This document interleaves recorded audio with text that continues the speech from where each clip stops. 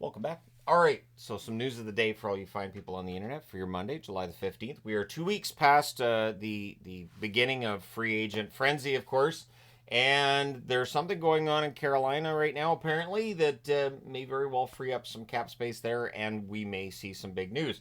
And this is the time of year where normally there's not much news being made, so don't be surprised when news of the day videos aren't every single day like they are during the regular season.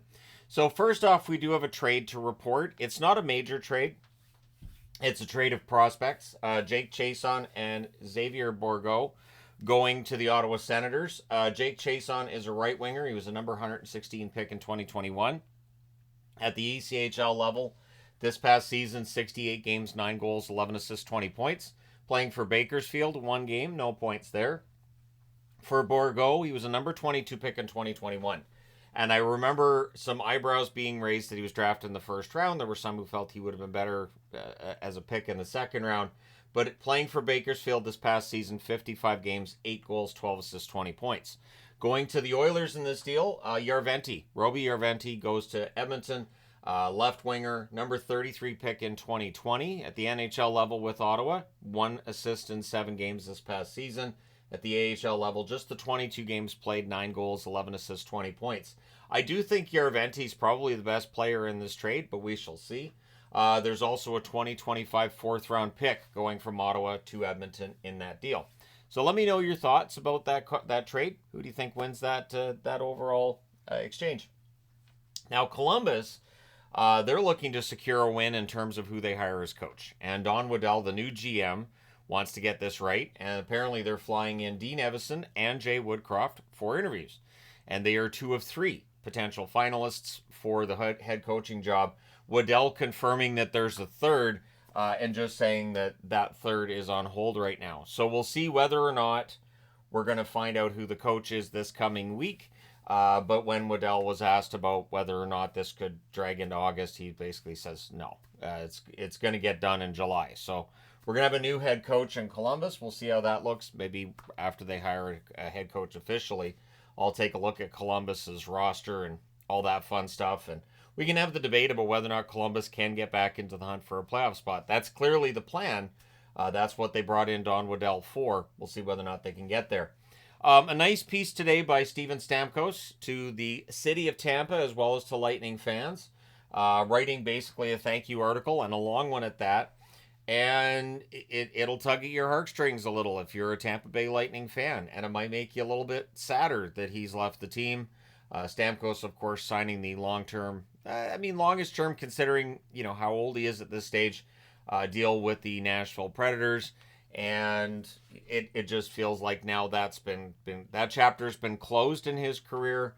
But at the time that he retires, clearly Stamkos at some point in time has to sign that 1-day contract with Tampa to retire there. But there's a long way to go between now and then. At least that's what they're hoping in Nashville, as they've built a team that on paper looks pretty darn good. Brendan Morrow and Jim Lights have been placed in the Dallas Stars Hall of Fame. So they are the 2024 class. Brendan Morrow, one of my favorite forwards when he was in Dallas. Hard worker, he could score. I thought he was a really good all-around player. Jim Lights is the CEO and alternate governor for the Dallas Stars. Was seen as one of the guys who really pushed to have Jim Nill hired as general manager back when they were in the midst of that search. So Lights is seen as a pretty smart guy who's been around the team for a long time, and he gets placed into the Dallas Stars Hall of Fame. No argument with that. Back to Ottawa. Mads Søgaard, a goaltender that I like. I think he's got a good future. He signs a 2-year extension with Ottawa. It's worth league minimum $775K in the first year. In the AHL, $225. So $225,000 he'd get paid if he spent the whole season in the AHL. The second year of this contract is a one-way deal, and it pays league minimum of $775,000 at that stage. So Søgaard gets himself a one-way deal for the second year, and again, what that means is if he's in the AHL, he still gets the NHL paycheck. The Carolina Hurricanes yesterday signed Joakim Ryan, who was a former San Jose defenseman. He's been overseas for a few years. He signs a 2-way deal, $775,000 at the NHL level and $110,000 at the AHL level. And then we get on to kind of the big news. And I was looking and making sure, and it looks like this is going to happen. Evgeny Kuznetsov, who has had a rough past couple of years, not going to lie. Reportedly signing in the KHL. He has a $7.8 million cap hit for the upcoming season, or he would have. Now, he's already been paid a $2 million signing bonus, according to Puckpedia. So we'll see what happens with that. Maybe Carolina's just like, yep, we don't get that back. I don't think they do. I think the bonus he still gets. So it's $6 million in pay that he'd be giving up with a contract termination. But it sounds like he wants to play in the KHL, and I mean, he has had a rough time of it in the NHL over the last few years. What this does is it gives Carolina some cap space. So at a time where not a lot is going on, Carolina might have something brewing. I like, just as a for instance, I saw an article on how the LA Kings right now are kind of vulnerable to an offer sheet on Quentin Byfield. Well, now there's $7.8 million in cap space being brought up here by the Carolina Hurricanes with the contract termination for Kuznetsov, right? So if you want to go down that road, and we'll go back to the video I did yesterday on rumors, and that's where those end up, right? You can take the fact that Kuznetsov's being bought out and the Carolina Hurricanes are going to have some cap space, the fact that LA is vulnerable to an offer sheet, and you just get it rolling there. So there you go. I don't think that necessarily happens, but be kind of fun, especially during a time of year where, yeah, things can be kind of slow. There's not a lot going on. This is why I put together so many off-season playlists.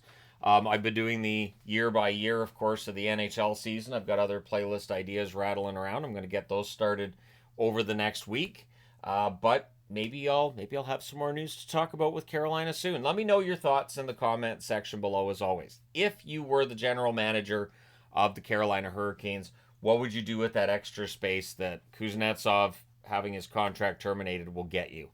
Would you prioritize defense, offense, goaltending, and what would you look to go out and get? Maybe with that extra cap space, you can go out and get a John Gibson from Anaheim, right?